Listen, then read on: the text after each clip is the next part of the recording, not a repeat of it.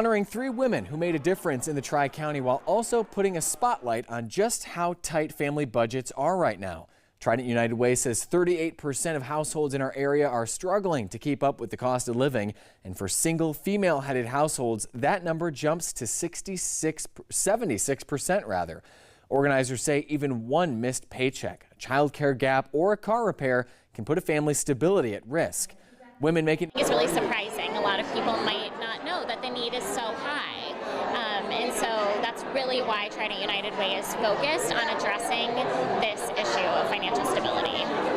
The women who were presented awards today include hands-on hero Katrina Carpenter, the founder of Jeans Angels nonprofit leader Dorothy Bernique, who is the executive director of the Increasing Hope Financial Training Center, and Role Model of the Year went to Dr. Laura Ganancy, the CEO of Patterson's Academy. Congratulations to them, and thank you for making a difference in our community.